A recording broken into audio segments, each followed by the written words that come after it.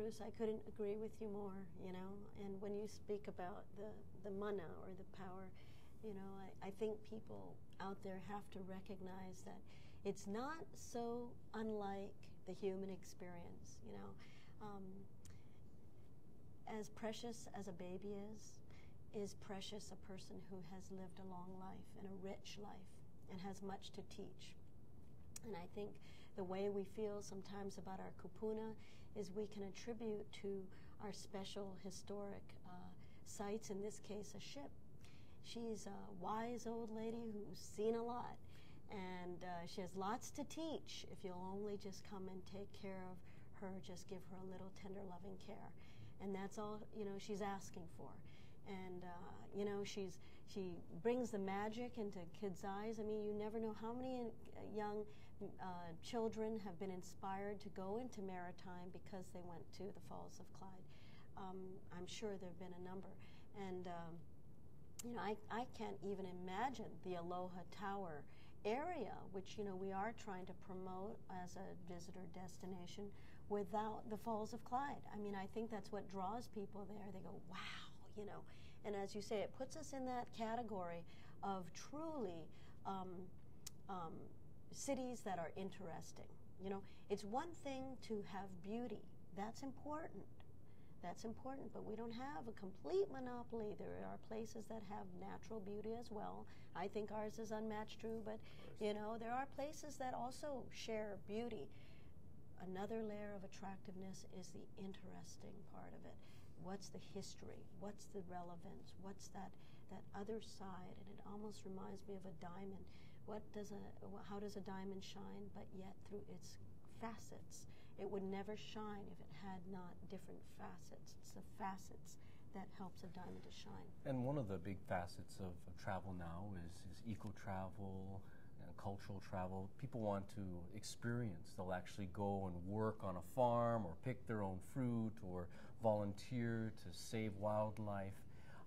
How can the public get involved in helping out with the Falls of Clyde? What's coming up in the near future that would be helpful?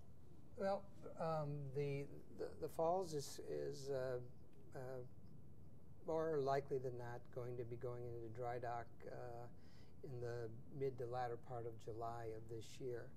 And one of the purposes of the dry dock is to do an assessment of the physical condition of the ship, so that we can then start planning out the steps in the preservation and ultimate restoration. We are, in fact, collecting names. People have been contacting us since last summer and saying, you know, we're interested in doing something, just let us know.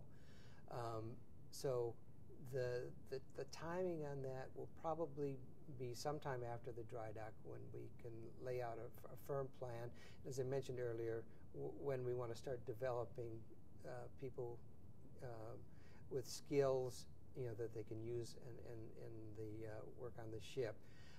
We've spent a couple of weekends recently cataloging and identifying a lot of the pieces of equipment and artifacts that will end up going aboard the ship. I believe there'll be opportunities for volunteers to come and help, you know, shine up the brassware, so to speak. People can contact us through our website, www.friendsoffallsofclyde.org, and just send us an email and say we're interested. And I've got a file sitting in my file drawer that says volunteers on it.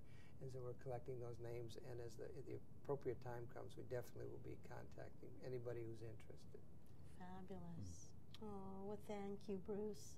You really are. You're one of our heroes of historic preservation, you and your friends at the Falls of Clyde, you know, stepping forth to really do something about, you know, this treasure. If I can just say one word. I mean, I'm, I guess, fortunate enough to be the spokesperson and the face of the Friends of Falls of Clyde, but there are definitely a lot of dedicated people who have the same feeling about heritage and the same feeling about the importance of the Falls of Clyde that are right behind me doing a lot of the legwork. I'm just the lucky one that gets to be out talking to you.